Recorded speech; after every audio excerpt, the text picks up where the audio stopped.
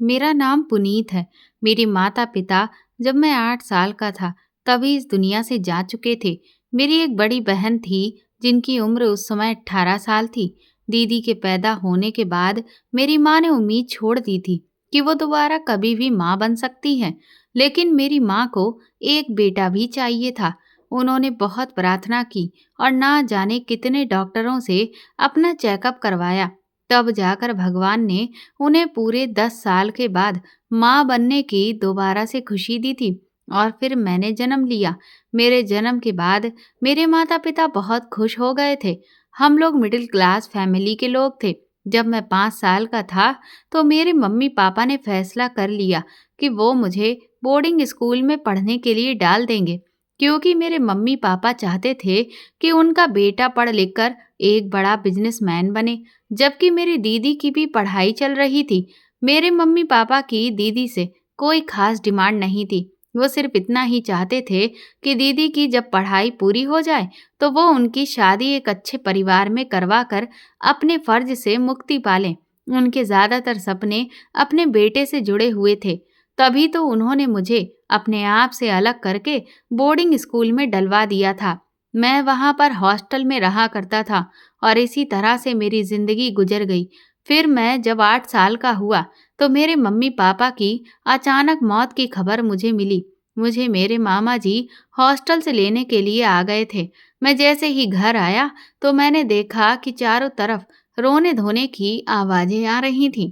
एक तरफ मेरी मम्मी का शव पड़ा हुआ था तो दूसरी तरफ मेरे पापा का, और उन दोनों के पास ही मेरी दीदी बैठी हुई फूट फूट कर रो रही थी। मेरी दीदी ने जैसे ही मुझे देखा तो मुझे अपने पास बुलाया और मुझसे लिपट कर रोने लगी। कहने लगी कि देखो ना पुनीत, हम दोनों के मम्मी पापा हमें छोड़कर चले गए। अब मैं तुम्हें अकेले कैसे संभालूंगी? मैं तो कुछ जानती भी नहीं हूँ। किस तरह से मैं मम्मी पापा का सपना पूरा करूंगी? मम्मी पापा चाहते थे कि तुम पढ़ लिख कर कामयाब बिजनेसमैन बनो, लेकिन ये दोनों तो इतनी जल्दी चले गए। हम दोनों भाई बहन का अब क्या होगा? पुनीत, हम दोनों भाई बहन तो अनाथ हो गए हैं। दीदी को देखकर मैं भी बहुत रोया था और मैंने अपने मासूम हाथों से दीदी के आंसू साफ किए थे। मेरे मम्मी पापा का अंतिम संस्कार कर दिया गया था। दरअसल मेरे मम्मी पापा की मौत एक एक्सीडेंट में हो गई थी। मेरे पापा मम्मी को लेकर नाना नानी के घर जा रहे थे। मेरे नाना नानी का घर हमारे घर से बहुत दूर था। हाईवे पर जब पापा मम्मी को बिठाकर कार चला रहे थे तो पीछे से ट्रक ने उन्हें जोरदार टक्कर मार दी। मेरे मम्मी पापा की बहुत बुरी कंडीशन हो गई थी। उन्हें अस्पताल ले जाया गया और अस्पताल में इलाज के दौरान दोनों ने ही अपना दम तोड़ दिया। वो दोनों अपने बच्चों को छोड़कर इस दुनिया से जा चुके थे। मेरे पापा के मर जाने के बाद हमारे घर में हमारे जितने भी रिश्तेदार आए हुए थे, 2-3 दिन के बाद वो लोग भी जा चुके थे। अब घर के अंदर सिर्फ मैं और मेरी दीदी ही रह गए थे। मेरी दीदी मम्मी पापा को याद करके बहुत रोया करती थी और मुझसे कहती थी कि तुम भी चले जाओगे तो फिर मैं इस बड़े से घर में कैसे रहूंगी? मम्मी पापा के बिना तो ये घर मुझे बार बार उनकी याद का एहसास दिलाएगा। मैंने दीदी से कहा, दीदी मैं आपको छोड़कर कहीं नहीं जाऊंगा।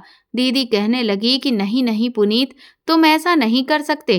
तुम जानते हो ना कि तुम्हें मम्मी पापा का सपना पूरा करना है, और ऐसा तभी हो सकता है जब तुम अपनी पढ़ाई कंप्लीट करोगे। अभी तो तुम सिर्फ 3rd क्लास में ही हो। अभी तो तुम्हें बहुत पढ़ना है और मैं भी अभी पढ़ाई कर रही हूँ। मम्मी ने मुझसे कभी घर का कोई काम नहीं करवाया, लेकिन अब उनके जाने के बाद मुझे ही घर का सारा काम करना होगा।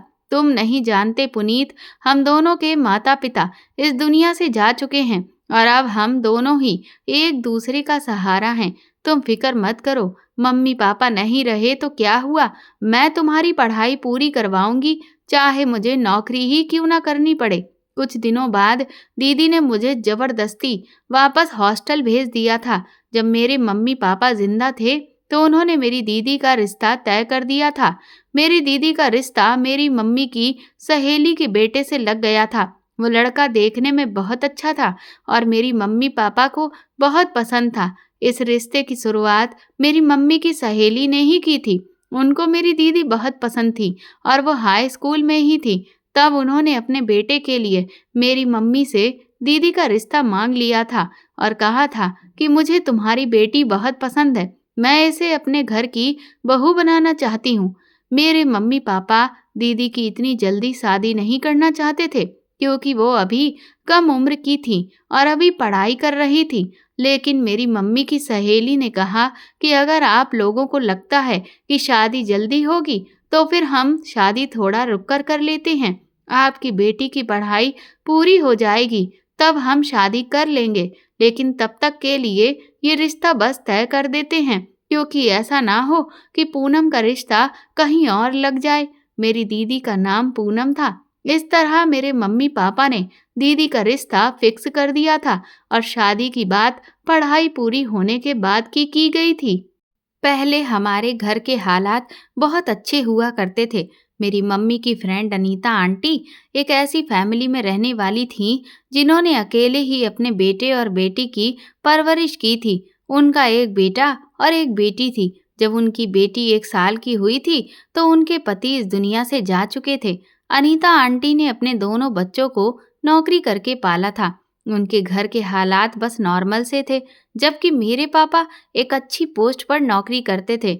मेरी मम्मी आंटी को बताती थी कि उन्होंने अभी से ही अपनी बेटी की शादी के लिए जेवर इकट्ठा करना शुरू कर दिया है। जब मम्मी पापा जिंदा थे तो अनीता आंटी हमारे घर बहुत आती जाती थी, लेकिन उनके मरने के बाद तो उन्होंने हमें पलट कर भी नहीं देखा था। मेरी दीदी का रिश्ता अभी भी लगा हुआ था, लेकिन जब मम्मी पापा की मौत हो गई तो समझ नहीं आ रहा था कि दीदी की शादी कैसे होगी। मैं तो वैसे भी हॉस्टल वापस आ गया था और अपनी पढ़ाई में बिजी हो गया था। मेरे हॉस्टल का सारा खर्चा मेरी दीदी ही देखा करती थी। अब जिंदगी इसी तरह से गुजर रही थी। जब मैं जवान हो गया और मेरी दीदी की उम्र 30 साल तक की हो गई, तो मेरी पढ़ाई पूरी हो गई थी और मुझे परमानेंट घर वापस आना था, क्योंकि अब मैं नौकरी करना चाहता था। मेरी दीदी ने अपनी उम्र का एक काफी लंबा हिस्सा मेरी जिंदगी के नाम कर दिया था। उन्होंने मेरे मम्मी पापा का सपना पूरा करने के लिए अपनी जिंदगी मुझ पर निछावर कर दी थी और यही वजह थी कि उन्होंने शादी भी नहीं की थी। मम्मी का जितना भी जेवर था, दीदी धीरे धीरे करके मेरी पढ़ाई पर खर्च कर चुकी थी, क्योंकि मेरी जब साल भर की फीस जमा होती थी तो उसकी रकम दीदी की 1 महीने की सैलरी से भी ज्यादा होती थी और इस सब में दीदी को अपना भी गुजारा करना होता था। इसीलिए दीदी का ध्यान अपने जेवरों पर जाता था। एक एक करके दीदी ने मेरी पढ़ाई के लिए अपना सारा जेवर बेच दिया था। मैं अपनी पढ़ाई पूरी करके जब दीदी के पास आया तो देखा कि घर में ताला लगा हुआ था। दरअसल मेरी दीदी और मेरी फोन पर बात होती थी।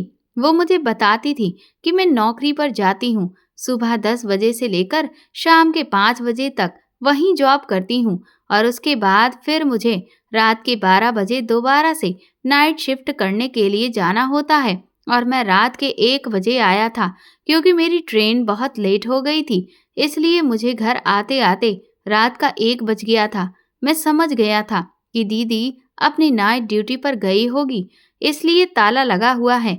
मैंने दीदी के नंबर पर कॉल किया और उनसे कहा कि दीदी मैं घर आ गया हूँ, प्लीज आप घर आ जाओ। दीदी कहने लगी कि अच्छा ठीक है, मैं आ रही हूँ, तुम्हारा वहीं दरवाजे पर खड़े होकर तुम मेरा इंतजार करो। दीदी रात के 1:30 बजे तक घर वापस आ गई थी और मैं दरवाजे पर ही खड़ा हुआ उनका इंतजार कर रहा था। दीदी मुझे देखते ही खुश हो गई थी। उन्होंने जल्दी से ताला खोला और फिर हम दोनों भाई बहन घर के अंदर चले गए थे। घर को देखकर मैं बहुत खुश हुआ था। फिर मैंने दीदी को बताया कि मेरी पढ़ाई पूरी हो गई है, कल से मुझे अपनी नौकरी की तलाश करनी है। मेरी बात सुनकर जैसे दीदी हैरान हो गई। वो कहने लगी कि तुम्हें यहाँ पर इस शहर में रहकर नौकरी करनी है क्या? मैंने कहा जी, क्या आपको मेरा यहाँ पर आना अच्छा नहीं लगा? तो दीदी कहने लगी कि नहीं नहीं, ऐसी कोई बात नहीं है, लेकिन तुम यहाँ पर नौकरी नहीं करो तो यही बेहतर होगा। मैंने कहा क्यों दीदी, आप ऐसा क्यों कह रही हो? तो दीदी कहने लगी क्योंकि यहाँ पर तुम्हें नौकरी नहीं मिलेगी। मैं तो चाहती हूँ कि तुम जिस शहर में पढ़ाई करते थे वहीं पर कहीं नौकरी ढूंढ कर देख लो। मैंने कहा, अगर मैं यहाँ नौकरी कर लूँगा तो क्या हो जाएगा? तो दीदी मुझसे कहने लगी कि यहाँ तुम्हें कोई अच्छी नौकरी नहीं मिलेगी। मैंने कहा, अरे दीदी, ऐसी कोई बात नहीं है, ढूँढने से तो भगवान भी मिलते हैं, मैं कोशिश करूँगा। और मेरे यहाँ के जितने भी फ्रेंड्स हैं, मैंने उनसे जॉब के लिए कह दिया है कि वो मेरे लिए कोई अच्छी सी जॉब का बंदोबस्त करें। जबकि मेरे एक दोस्त की तो मुझे कॉल भी आ गई है, उसने कहा है कि वो मुझे सुबह मिलेगा। मेरी बात सुनकर दीदी परेशान होने लगी थी।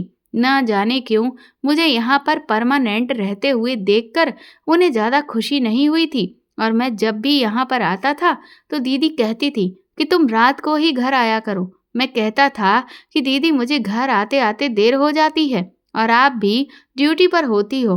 तो दीदी कहती थी कि कोई बात नहीं, तुम जैसे ही पहुँचो मुझे कॉल कर दिया करो। ना जाने दीदी नाइट शिफ्ट क्यों किया करती थी, जबकि सारा दिन भी वो जॉब पर ही होती थी। मैं अब यहाँ आ गया था तो मैंने दीदी से कहा था कि अब आपको जॉब करने की कोई ज़रूरत नहीं है, मैं सब कुछ देख लिया करूँगा और आप घर में रहकर आराम करना। बस आपने बहुत नौकरी कर ली, अब आपका भाई बड़ा हो गया है, अब मुझे नौकरी करने के बाद उसका एक्सपीरियंस लेना है और उसके बाद खूब सारा पैसा कमाकर मैं अपना अलग बिजनेस सेट करना चाहता हूँ। मैं अपने पापा का सपना पूरा करना चाहता हूँ। लेकिन दीदी कहती थी कि मैं नौकरी अभी नहीं छोड़ सकती। इतने लंबे समय से मैं नौकरी करती आ रही हूँ और अचानक से नौकरी छोड़ूंगी तो कंपनी के लोग मेरे बारे में क्या कहेंगे। इसलिए मैं चाहती हूँ कि कुछ दिनों के बाद मैं नौकरी छोड़ दूँ। दीदी की इस बात पर मैं राजी हो गया था, लेकिन मैंने दीदी से कहा था कि अब मुझे अनीता आंटी से भी बात करनी है, आखिर वो कब तक शादी करेंगी। मेरी बात सुनकर दीदी के चेहरे का रंग अचानक उड़ गया था। दीदी कहने लगी कि शादी भी हो जाएगी, तुम उसकी फिक्र मत करो। लेकिन मैंने दीदी से कहा था कि अनीता आंटी को आपकी शादी टालते हुए काफ़ी समय हो गया है। पहले मम्मी पापा के सामने तो वो चाहती थी कि कल के बजाय शादी आज ही हो जाए, लेकिन जब से मम्मी पापा की मौत हुई है, उन्होंने आपकी शादी का नाम ही नहीं लिया है। और फिर मेरी पढ़ाई पूरी करवाने के चक्कर में आपकी इतनी उम्र हो गई है। लेकिन आप फिक्र मत करो दीदी, मैं आपकी और विराज भैया की शादी धूमधाम से करवाऊंगा। विराज भैया को देखे हुए भी मुझे काफ़ी टाइम हो गया था। मैंने उनको बचपन में ही देखा था, जब मैं छोटा था, और जब मम्मी पापा के सामने दीदी और विराज भैया का रिश्ता पक्का हुआ था, अनीता आंटी ने दीदी और विराज भैया की एंगेजमेंट भी करा दी थी। मगर उन्हें न जाने क्या हो गया था, वो शादी के लिए तैयार ही नहीं हो रही थी। और फिर मम्मी पापा के जाने के बाद दीदी ने भी शादी का टाइम आगे बढ़ा दिया था। उन्होंने अपनी सास से कहा था कि अब उनके ऊपर उनके भाई की जिम्मेदारी आ गई है। अगर वो शादी कर लेंगी तो उनके भाई का ध्यान कौन रखेगा। इसीलिए वो अभी शादी नहीं करना चाहती। बस तब से ही अनीता आंटी को बहाना मिल गया था और अब वो बिल्कुल भी शादी का नाम नहीं ले रही थी और उन्हें हमारे घर आए हुए भी काफ़ी समय हो गया था। अब तो मैंने सुना था कि वो दूसरे शहर में रहती हैं। अगले दिन मैं अपना इंटरव्यू देने के लिए गया तो वहाँ पर मेरी काबिलियत देखते हुए मुझे जल्दी ही नौकरी मिल गई थी। मैं बहुत खुश हुआ था और सोचा कि सबसे पहले ये खबर दीदी को जाकर सुनाता हूँ। लेकिन जैसे ही मैं घर आया तो दीदी अपनी जॉब पर जा चुकी थी। मैं शाम के 5 बजने का इंतज़ार करने लगा।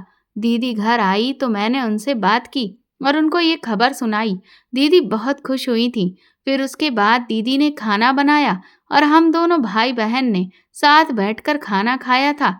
फिर मैं अपने दोस्तों के साथ बाहर घूमने चला गया। मगर जब मैं अपने दोस्तों के पास गया तो एक अजीब सी बात मेरे सामने आई थी। मेरे 3 दोस्त हैं। मैं जब भी यहाँ आता था तो अपने उन तीनों दोस्तों से मैं ज़रूर मिलता था। मेरे 2 दोस्त तो पहले ही मेरा इंतज़ार कर रहे थे और एक अभी आया ही नहीं था। उसको कॉल करके बुलाया गया तो वो थोड़ी देर के बाद आ गया और मेरे दोनों दोस्तों से वे कहने लगा कि अरे, तुम लोग इसके साथ कहाँ घूमने जा रहे हो। तो मैंने कहा कि हम सब लोग एक साथ जाएंगे हमारे शहर के मशहूर ढाबे का खाना खाने। मेरी बात सुनकर उसने अपना मुंह बिगाड़ दिया और बाकी दोनों दोस्तों से कहने लगा कि तुम इसकी सच्चाई जानते हो। फिर भी इसके साथ घूमने के लिए जा रहे हो? उसकी बात सुनकर मेरे दोनों दोस्तों की आंखें झुक गई थीं। मैं चौंक गया। मैंने कहा, कैसी सच्चाई?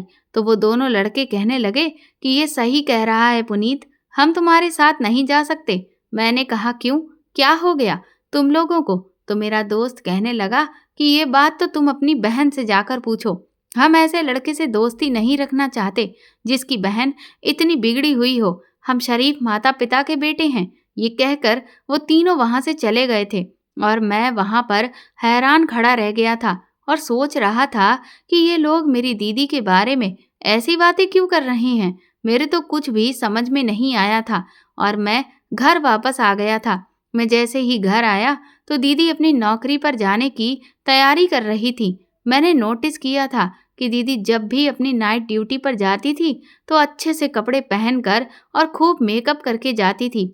मैंने दीदी को बड़े गौर से देखा। मैं जानता था कि वो ड्यूटी पर जा रही है, लेकिन फिर भी मैंने उनसे पूछा कि दीदी, आप इतनी रात को कहाँ जा रही हो?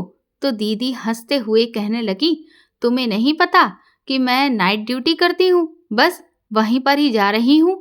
मैंने कहा, लेकिन आपको इतना तैयार होने की क्या ज़रूरत है? वो बोली, जाना पड़ता है, ऐसे तुम जानते हो ना कि मैं कितनी बड़ी कंपनी में काम करती हूँ। फिर मैंने दीदी से कहा कि दीदी, मैं नहीं चाहता कि अब आप नौकरी करो। अब मेरी नौकरी लग गई है, अब आपको नौकरी करने की ज़रूरत नहीं है। दीदी पलटकर मुस्कुराई और कहने लगी, मैंने तुम्हें पहले बताया था कि एकदम से मैं नौकरी नहीं छोड़ सकती हूँ। मैं पहले ऑफिस में बात करूंगी, उसके बाद ही नौकरी छोड़ूंगी। मैंने कहा कि तो फिर आप कब तक बात करोगी दीदी? तो वो कहने लगी कि तुम फिक्र मत करो, मैं बहुत जल्द ऑफिस के बॉस से बात करूंगी कि मुझे अब नौकरी नहीं करनी है। मेरा भाई इस काबिल हो गया है कि वो सब कुछ संभाल लेगा। दीदी की बात सुनकर मुझे थोड़ी तसल्ली हुई थी। फिर वो घर से निकल गई, मगर मैं बहुत परेशान था क्योंकि मेरे दिमाग में बार बार अपने दोस्तों की बातें आ रही थीं। वो लोग मेरी दीदी को गलत क्यों कह रहे थे? फिर मैंने उस सारी बात को इग्नोर किया और सोचा कि अब मुझे सो जाना चाहिए। सुबह मुझे जल्दी उठकर जॉब पर भी तो जाना है।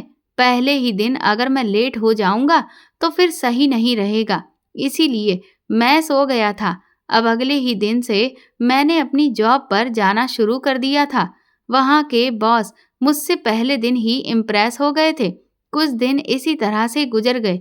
मेरी नौकरी बहुत अच्छी चल रही थी, मगर मेरे मोहल्ले के दोस्तों ने मुझसे फ्रेंडशिप खत्म कर दी थी। वो लोग मुझे आते जाते कभी मिल जाते तो मुझसे कोई बात तक नहीं करते थे। सब कुछ पहले के जैसा ही चल रहा था। फिर मेरी जिंदगी में एक लड़की आई। उसका नाम प्रीति था। प्रीति से मेरी मुलाकात मेरे ऑफिस में हुई थी। वो अभी वहाँ पर नई नई नौकरी करने के लिए आई थी और मैं भी अभी वहाँ नया ही था। हम दोनों की अच्छी खासी फ्रेंडशिप हो गई थी। उसने एक दिन मुझे बताया कि पहले वो इसी शहर में रहा करती थी। अब वो अपनी माँ के साथ दूसरे शहर में शिफ्ट हो गई है, लेकिन उसका भाई अभी भी यहाँ पर नौकरी करता है।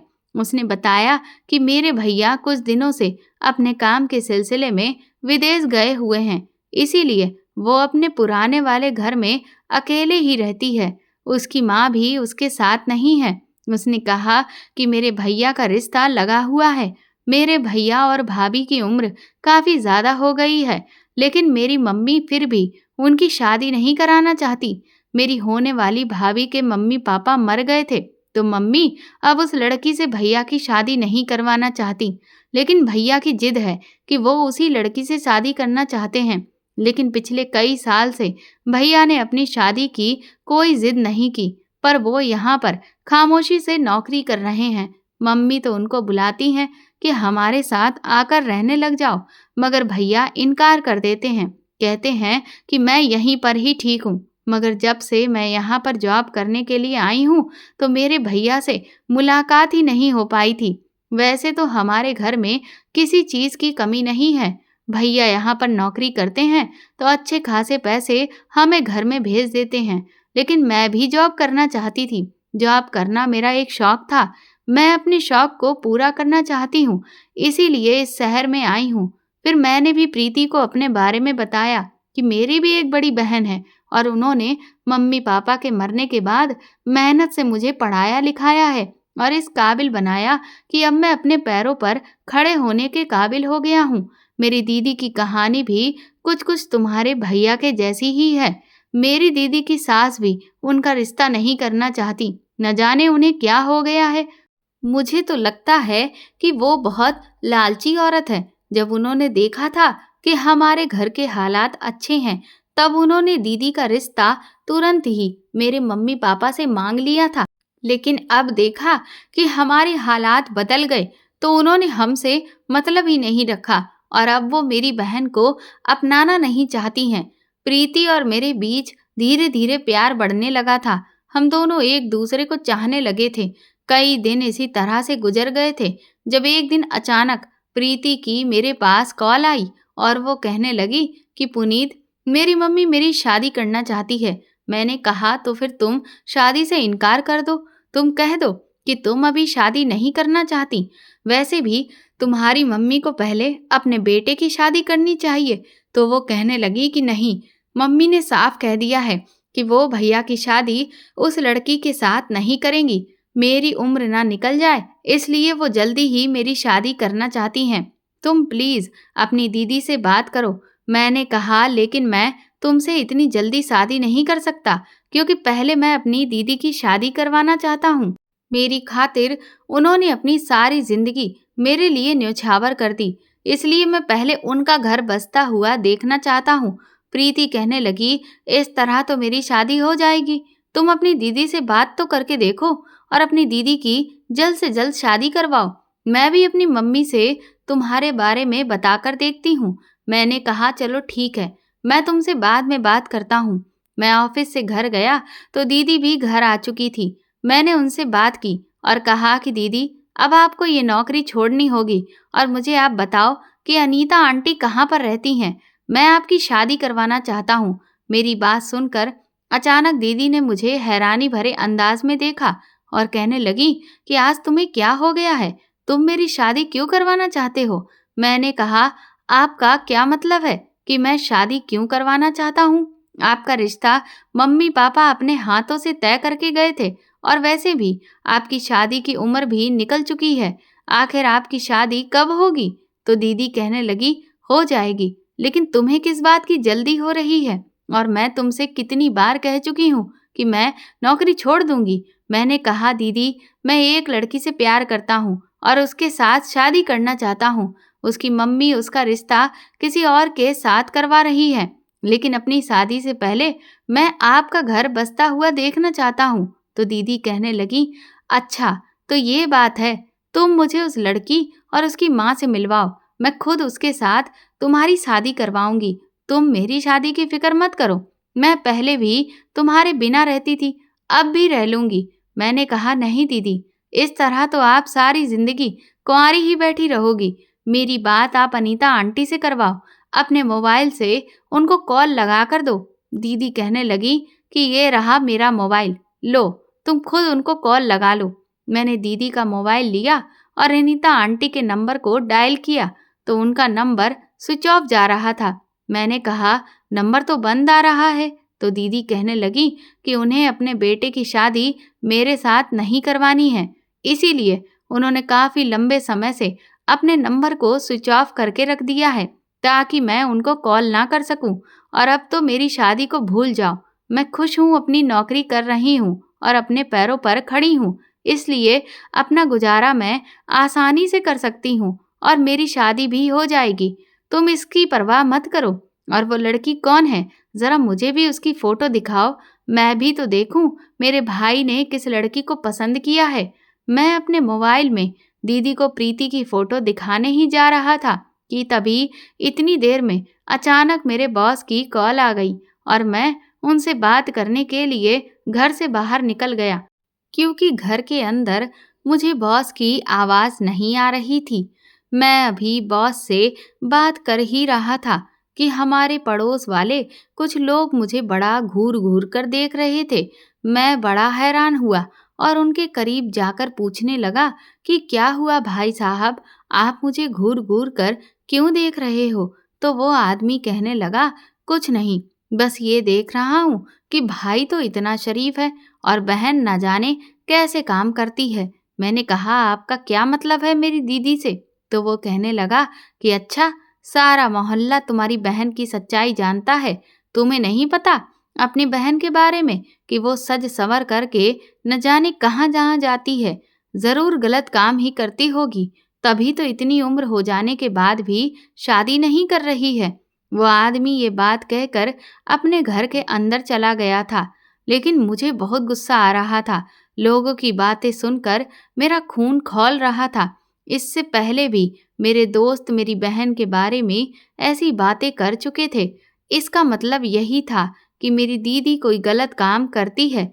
मैं गुस्सा होते हुए घर के अंदर नहीं गया, बल्कि दुकान से सिगरेट लेने के लिए चला गया। आज पहली बार मुझे बहुत गुस्सा आ रहा था। फिर रात के टाइम जब मैं घर में दाखिल हुआ तो दीदी अपनी ड्यूटी पर जाने के लिए तैयार हो रही थी।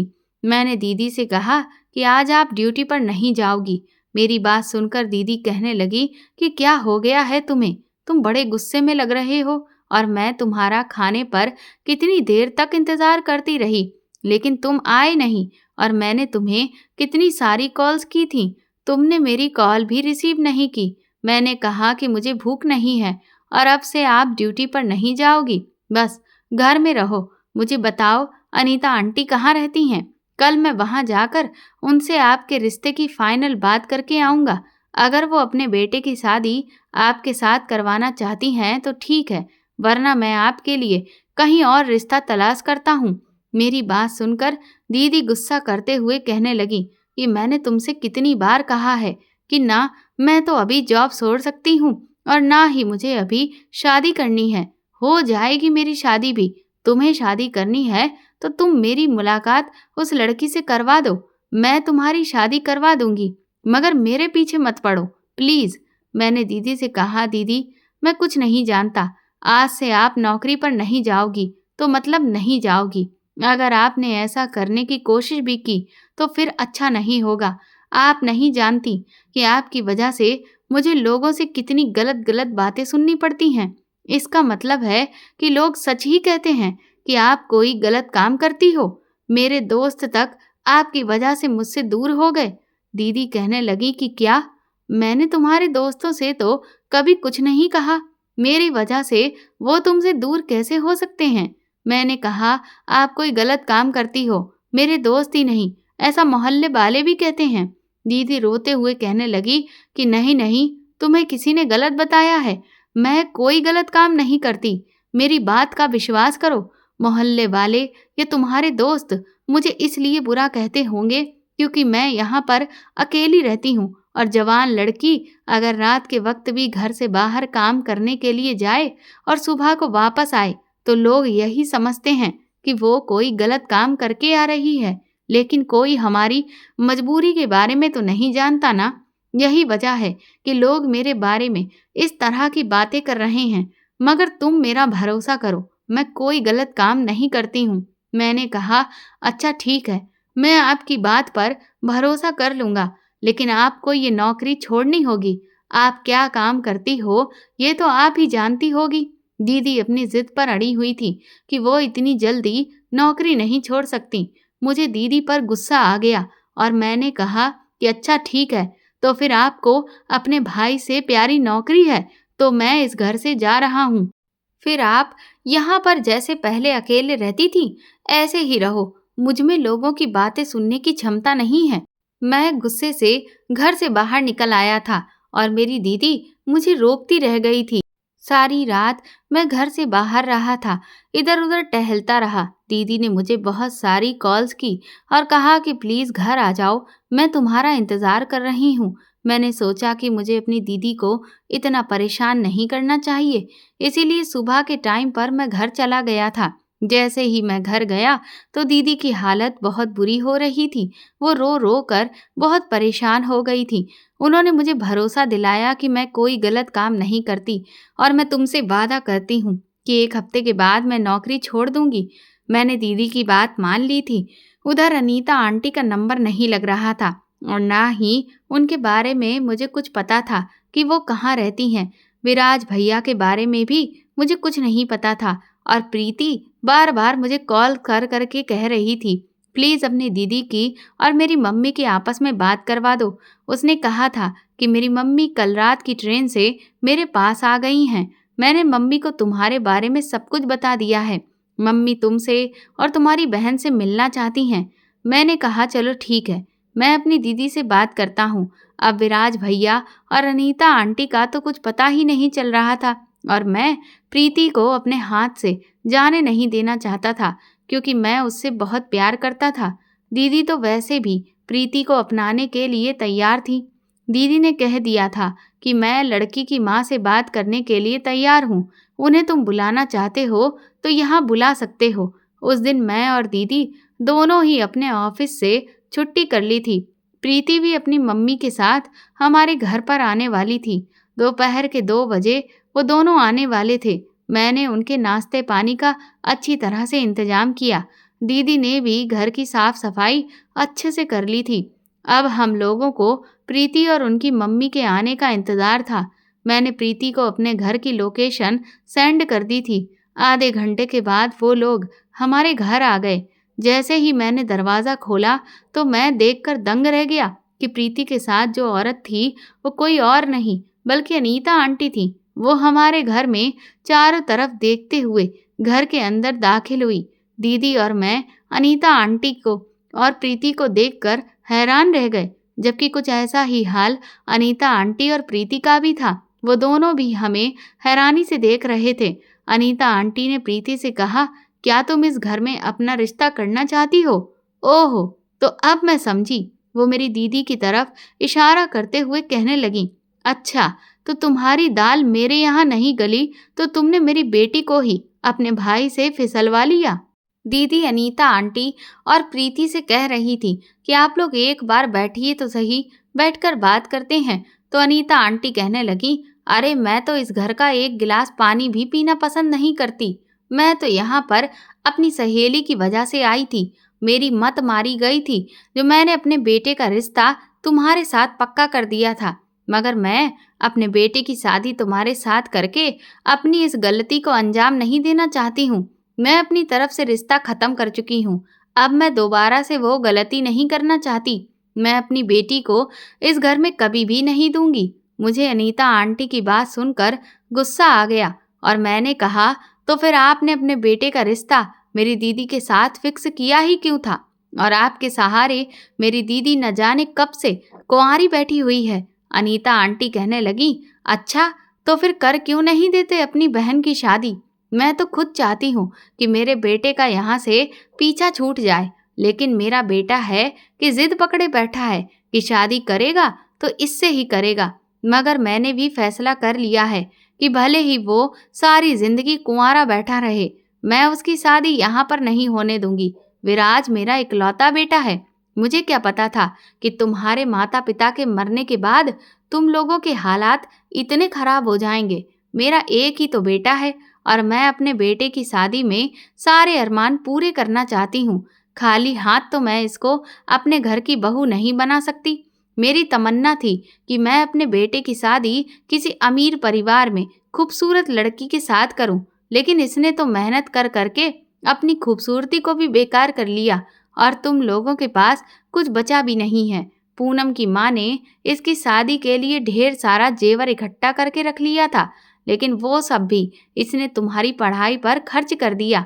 अगर वो भी होता तो भी मैं इसे अपने घर की बहू बना लेती, मगर नहीं, मैं अब इसे अपने घर की बहू नहीं बना सकती और ना ही इस घर में अपनी बेटी को देना चाहती हूँ। अनीता आंटी की बात सुनकर मेरी बहन जोर जोर से रोने लगी थी और प्रीति भी रो रही थी। मैंने आंटी से कहा कि अगर ऐसी ही बात है तो आपके घर अब हम भी रिश्ता नहीं करना चाहते। आप देखना, मैं अपनी बहन की शादी कितने धूमधाम से करूँगा। और प्रीति, तुम्हारी माँ बहुत लालची औरत है। हम दोनों का रिश्ता यहीं खत्म होता है। मैं भी तुमसे शादी नहीं करना चाहता क्योंकि तुम्हारी माँ की वजह से मेरी बहन की इतनी उम्र हो गई है। वो तुम्हारे भाई से इतना प्यार करती है कि किसी दूसरे इंसान के बारे में सोच भी नहीं सकती, मगर तुम्हारी माँ को इस बात का ख्याल ही नहीं है। प्रीति हाथ जोड़कर कहने लगी कि प्लीज़ पुनीत, मुझे इस सब की सजा मत दो। अनीता आंटी ने प्रीति से कहा कि चलो तुम खामोशी से यहाँ से। मुझे नहीं पता था कि तुम इस मोहल्ले में आई हो तो मुझे इस घर में लेकर आ जाओगी। मैं तो समझ रही थी कि शायद तुम्हें इसी मोहल्ले का कोई और लड़का पसंद आ गया है, मगर मैं नहीं जानती थी कि जिस घर की लड़की को मैं अपनी बहू नहीं बनाना चाहती, तुम उसी घर के लड़के से शादी करना चाहती हो। वो जबरदस्ती प्रीति का हाथ पकड़कर हमारे घर से ले गई थी। उस दिन हम दोनों भाई बहन फूट फूट कर बहुत रोए थे और हमें अपने मम्मी पापा बहुत याद आ रहे थे। अगर आज हमारे मम्मी पापा जिंदा होते तो शायद हमें ये दिन ना देखना पड़ता। रोते रोते हमें रात हो गई थी। हम दोनों भाई बहन में से किसी ने भी खाना नहीं खाया था। प्रीति की बार बार मेरे पास कॉल आ रही थी और मैंने उसके कॉल से तंग आकर अपना मोबाइल स्विच ऑफ कर दिया था। इसी तरह रात के 12 बज गए थे।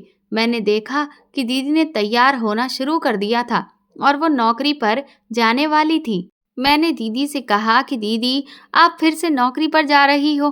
मैं आपसे कितनी बार कह चुका हूँ कि अब आप ड्यूटी पर नहीं जाओगी, और अगर आपको नौकरी करनी है तो दिन की करनी पड़ेगी। रात की ड्यूटी के मैं सख्त खिलाफ हूँ। दीदी कहने लगी, अच्छा ठीक है, मैं जानती हूँ कि मेरा भाई अब इस काबिल हो गया है कि वो मेरा और खुद का गुजारा आराम से कर सकता है। मैं तुमसे वादा करती हूँ कि मैं ये नौकरी छोड़ दूंगी। मैं दिन की भी और रात की भी, दोनों टाइम की नौकरी छोड़ दूंगी, मगर मुझे आज जाने दो प्लीज़। मैं ये समझ लूंगी कि आज मेरी नौकरी का आखिरी दिन है। उसके बाद जैसा तुम कहोगे मैं वैसा करने के लिए तैयार हूँ। दीदी की बात सुनकर मैंने उनसे कह दिया था, अच्छा ठीक है, आज आपका आखिरी दिन है, आप जा सकती हैं। मैं आपसे कुछ नहीं कहूँगा। दीदी ड्यूटी पर जाने के लिए घर से निकल चुकी थी और आज मैं देखना चाहता था कि आखिर दीदी ऐसा कौन सा काम करती है, क्योंकि मैं कई बार दीदी से पूछ चुका था तो दीदी यही कहती थी कि वो नौकरी ज़रूर करती है मगर कोई गलत काम नहीं करती। लेकिन लोगों का कहना था कि मेरी दीदी गलत काम करती है। आज मैं ये सच्चाई जानने के लिए दीदी के पीछे पीछे निकल चुका था। इस समय रात के पूरे 12 बज रहे थे। दीदी घर से निकल चुकी थी और मैं उनके पीछे था। दीदी को मैंने शक नहीं होने दिया था कि मैं उनका पीछा कर रहा हूँ। दीदी काफ़ी दूर तक चलते हुए आ गई थी और फिर उसके बाद दीदी एक घर के अंदर चली गई और मैं भी उस घर के अंदर चला गया था। ये बहुत बड़ा घर था। यहाँ पर एक नौकरानी भी थी जो घर के काम कर रही थी। मेरी दीदी को देखते ही उसने कहा, आ जाइए मालकिन, मालिक आपका इंतजार कर रहे हैं। मैं छुपकर खड़ा हो गया था। मुझे ना तो दीदी ने देखा था और ना ही नौकरानी ने। मैंने देखा कि दीदी एक कमरे के अंदर चली गई और मैं उसी कमरे के बाहर आकर खड़ा हुआ था। वहाँ बिस्तर पर एक आदमी बीमार लेटा हुआ था। मैं उसे ठीक से देख नहीं पा रहा था। दीदी ने उसे अपने हाथों से खाना खिलाया, उसे दवा खिलाई। उसके बाद दीदी उससे कहने लगी कि आज मैं यहाँ तुम्हारे पास आखिरी बार आई हूँ क्योंकि पुनीत मुझे गलत समझता है। मैंने उससे वादा किया है कि आज मैं आखिरी बार अपनी नौकरी पर जा रही हूँ और आज तुम्हारी मम्मी और बहन भी हमारे घर पर आई थी। पुनीत किसी और को पसंद नहीं करता बल्कि प्रीति को ही पसंद करता है, और तुम्हारी मम्मी आज हम दोनों भाई बहन को बहुत सारी बातें सुनाकर गई हैं। मेरा और तुम्हारा रिश्ता खत्म करके गई हैं। यहाँ तक कि उन दोनों के रिश्ते से भी उन्होंने साफ इनकार कर दिया है। आज हम दोनों भाई बहन बहुत रोए हैं सिर्फ तुम्हारी मम्मी की वजह से। ये देखकर मेरे पैरों तले से जमीन निकल गई थी कि वो इंसान और कोई नहीं बल्कि विराज भैया ही थे। विराज भैया तो बहुत ज़्यादा कमज़ोर हो गए थे। आखिर उन्हें ऐसा क्या हुआ था और मेरी दीदी उनके पास यहाँ क्यों आई थी? अभी तो उनकी उनके साथ शादी भी नहीं हुई है। मुझे तो प्रीति ने बताया था कि उसका भाई तो कुछ समय के लिए विदेश गया हुआ है और ये ऐसी हालत में यहाँ पर क्या कर रहा था। विराज भैया दीदी की बात सुनकर कहने लगे, बस एक बार मैं ठीक हो जाऊं, उसके बाद मैं खुद माँ से बात करूँगा। मैं जानता हूँ कि मेरी माँ लालची औरत है। मैं ठीक हो जाऊँगा तो मैं खुद अपनी माँ को सारी सच्चाई बता दूँगा। तुम फिक्र मत करो, हम दोनों को एक दूसरे से कोई जुदा नहीं कर सकता। मेरी दीदी रो रही थी और विराज भैया उनको समझा रहे थे कि अगर तुम्हारा भाई यही चाहता है तो तुम कल से यहाँ मत आना, लेकिन तुम्हें मेरी जगह जॉब करनी होगी, वरना मेरे हाथ से नौकरी चली जाएगी। तुमने मेरी नौकरी संभाली हुई है, मेरे पैसों से ही तो तुम अपना भी घर चला रही हो और मेरे घर भी पैसे भेज देती हो और इतनी मेहनत करती हो, और इस समय मेरा भी इलाज चल रहा है।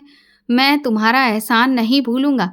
मेरी वजह से तुमने अपनी पढ़ाई भी छोड़ दी, दिन रात मेहनत की, और लोगों को लगता है कि तुम गलत काम करती हो, लेकिन पहले तुम नाइट ड्यूटी ऑफिस में किया करती थी और रात को मेरी सेवा करने के लिए यहाँ पर आ जाती हो।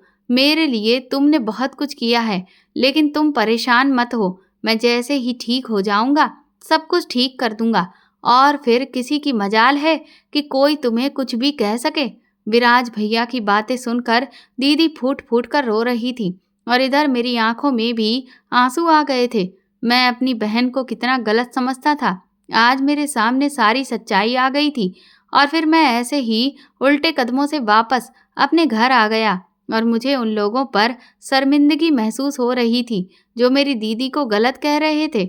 ये बात सही है कि लोग अकेली जवान लड़की पर इल्ज़ाम तो लगा देते हैं, मगर ये नहीं सोचते कि अगर वो आधी रात को घर से निकल रही है तो उसकी भी इसमें कोई बड़ी मजबूरी भी हो सकती है। हर लड़की रात के अंधेरे में गलत काम करने के लिए ही घर से नहीं निकलती है, कुछ मेरी बहन की तरह भी मजबूर होती हैं। मैं घर आया तो मुझे सारी रात नींद नहीं आई थी। सुबह 6 बजे मैं अपनी दीदी के आने का इंतज़ार कर रहा था। दीदी अपने फिक्स टाइम पर आ गई थी।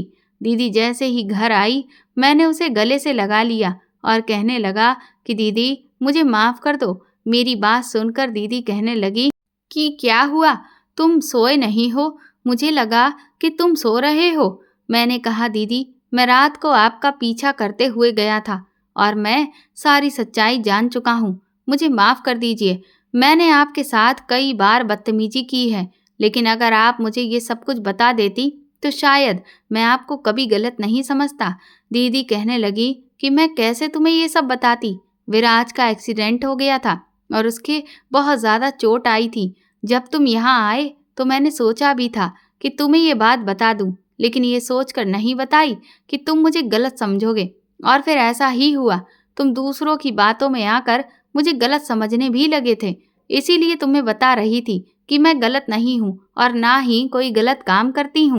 अनीता आंटी ने विराज से मना किया हुआ था कि वो उसकी शादी मेरे साथ नहीं करवाएंगी, क्योंकि अब हम लोग पहले की तरह खाते पीते लोग नहीं रहे। विराज जिस कंपनी में नौकरी करता था वो वहाँ पर असिस्टेंट मैनेजर बना दिया गया था। वहाँ उसकी सैलरी बहुत ज़्यादा अच्छी हो गई थी।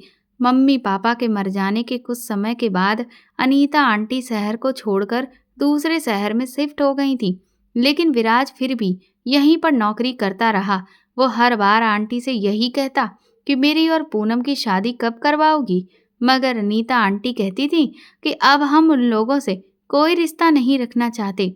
विराज ने जब जिद बांध ली कि वो मेरे अलावा किसी से शादी नहीं करेगा, इसीलिए वो अपनी माँ से दूर यहाँ रहकर नौकरी करता रहा और इस तरह मुझसे भी मिलता रहा। मैं भी विराज की ही कंपनी में छोटी सी पोस्ट पर नौकरी करती थी। विराज अपनी सैलरी में से थोड़े से पैसे मुझे भी दे दिया करता था। मैं इस तरह से तुम्हारी फीस वगैरह भर देती थी, और इससे पहले जेवर तो मैं बेच ही चुकी थी।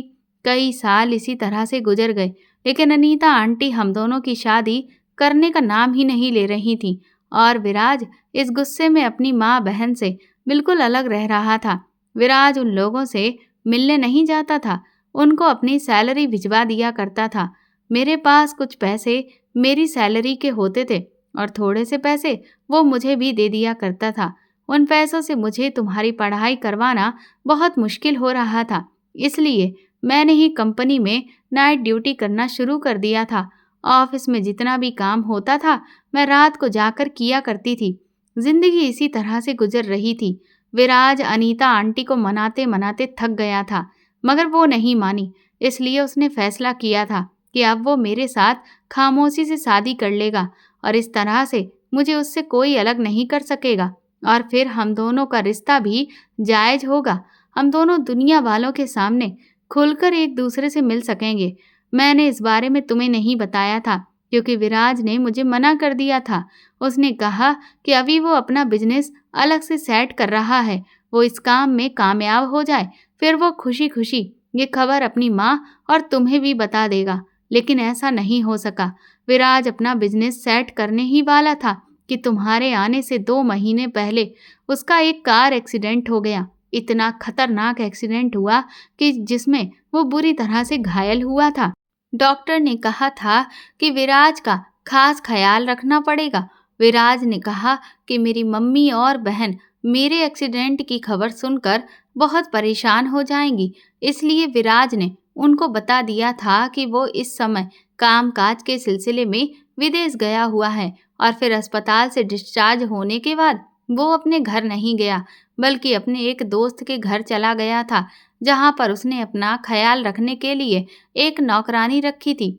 सारा दिन नौकरानी विराज का ख्याल रखती थी, लेकिन रात को मैं उसका ख्याल रखने के लिए चली जाती थी। तब नौकरानी अपने घर चली जाया करती थी और दिन में उसने मुझसे कहा था कि तुम मेरी जगह मेरी पोस्ट पर नौकरी करो, मैं ऑफिस में बात कर लूँगा। इस तरह तुम्हें मेरी जितनी ही सैलरी मिल जाएगी। मेरी सैलरी तुमसे कई गुना ज़्यादा है। तुम उसमें से अपने पैसे निकाल लेना और मेरी माँ को भी पैसे भेज देना। उसने कहा था कि अगर तुमने मेरी नौकरी नहीं की तो मेरी नौकरी फिर किसी और के हवाले कर दी जाएगी। मैं ठीक हो जाऊंगा तो मैं अपनी पोस्ट पर दोबारा जा सकता हूँ। मैंने विराज की जगह उसके ही ऑफिस में नौकरी करने की जिम्मेदारी ठान ली थी। मैं भी काबिल थी, इसलिए मुझे आसानी से विराज की जगह असिस्टेंट मैनेजर की नौकरी मिल गई थी और इस तरह मैं अपना गुजारा कर रही थी और अपने पति का भी ख्याल रख रही थी। अभी तक अनीता आंटी ये नहीं जानती कि हम दोनों की शादी हो गई है और ना ही अनीता आंटी को ये पता है कि उनका बेटा बहुत लाचार है। भगवान की कृपा से विराज जल्दी ही ठीक हो जाएगा और अब उसने सोच लिया है कि वो मुझे लेकर कहीं दूर चला जाएगा। मैं भी चाहती हूँ कि तुम्हारी शादी प्रीति के साथ करवा दूँ, मगर अनीता आंटी तो इस रिश्ते से साफ इनकार करके गई हैं। दीदी की बात सुनकर मैंने कहा कि दीदी आप फिक्र मत करो, अब आपको परेशान होने की ज़रूरत नहीं है। विराज भैया की सेवा मैं किया करूँगा और आप उनकी जगह ऑफिस में जाकर नौकरी करना। रात को मैं विराज भैया के पास चला जाया करूँगा। इस तरह हम दोनों भाई बहन ने मिलकर विराज भैया को पूरी तरह से ठीक कर लिया और फिर विराज भैया और मेरी दीदी एक साथ अपनी ज़िंदगी में खुश हो गए थे। विराज भैया ने सारी सच्चाई अपनी माँ को बता दी। उन्होंने इस बात पर गुस्सा तो बहुत किया था, लेकिन फिर वो एक दिन खुद ही अपनी बेटी का रिश्ता मेरे लिए लेकर आ गईं और उन्होंने अपने किए की माफ़ी हम सब लोगों से मांग ली थी।